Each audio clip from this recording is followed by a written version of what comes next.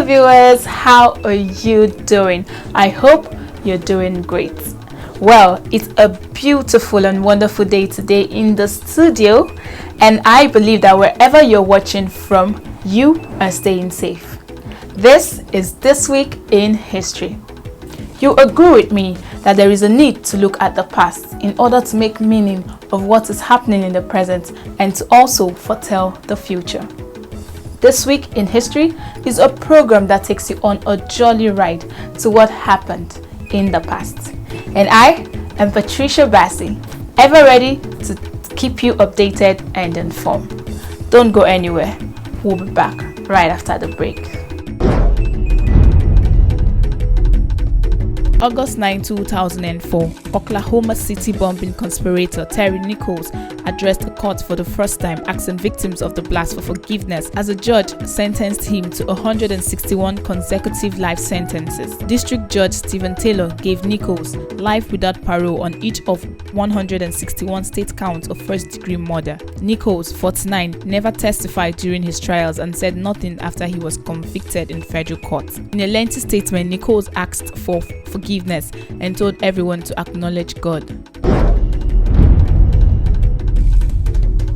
August 8, 1945, President Harry Truman signs the United Nations Charter, and the United States became the first nation to complete the ratification process and join the new international organization. President Truman took a step that many Americans hoped would mean continued peace in the post-World War II, having gone through the horrors of 2 world wars in 3 decades. Most Americans were hopeful that the new international organization would serve as a forum for settling international disagreements and a means for maintaining global peace. August 9, 2001, U.S. President George Bush introduced a ban on federal funding for research on newly created human embryonic stem cell lines. The policy was intended as a compromise and specified that research on lines created prior to that date would still be eligible for funding. 71 lines from 14 laboratories across the globe met Bush eligibility criteria, and scientists who wished to investigate these lines could still receive grants through the National Institute of Health.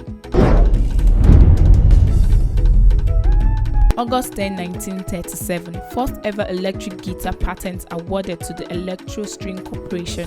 The acoustic guitar was a staple of American rural music in the early 20th century, particularly black rural music such as the blues. What transformed the guitar and its place in popular music and eventually transformed popular music itself was the development of a method for transforming the sound of a vibrating guitar string into an electrical signal that could be amplified and reconverted into audible sound at a much greater volume. The electric guitar was recognized by the United States Patent Office on August 10, 1937 with the award of patents to G.D. Bucham for an instrument known as the Rickenbacker frying pan.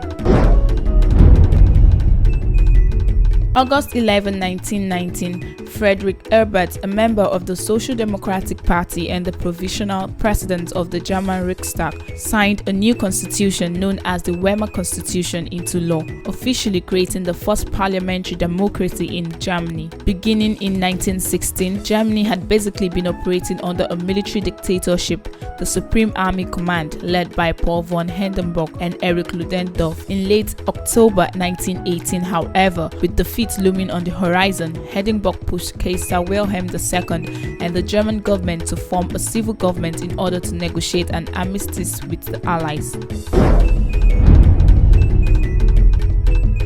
August 12, 1964, Charlie Wilson, part of the gang who pulled off the 1963 Great Train Robbery, one of the biggest heists of its kind, escaped from Winson Green Prison in Birmingham, England. The Great Train Robbery took place on August 8, 1963, when 15 masked men attacked the Glasgow to London Royal Mail train. August 12, 1964, just 4 months into his sentence, Wilson, aged 32, escaped from Winson Green Prison.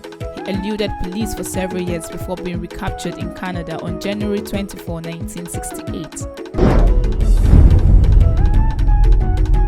August 13, 1961, after World War II, defeated Germany was divided into Soviet, American, British, and French zones of occupation. The city of Berlin, though technically part of the Soviet zone, was also split, with the Soviets taking the eastern part of the city.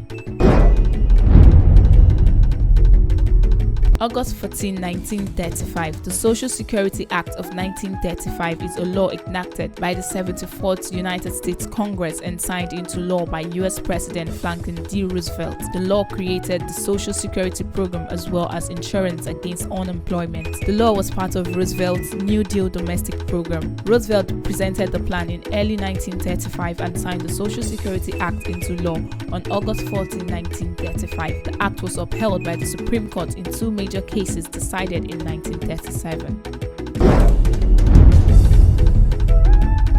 What a mystery. A lot indeed happened in the past. Well, this is where we draw the curtain today on the program. Till I come your way again, be good and please subscribe if you're yet to do so.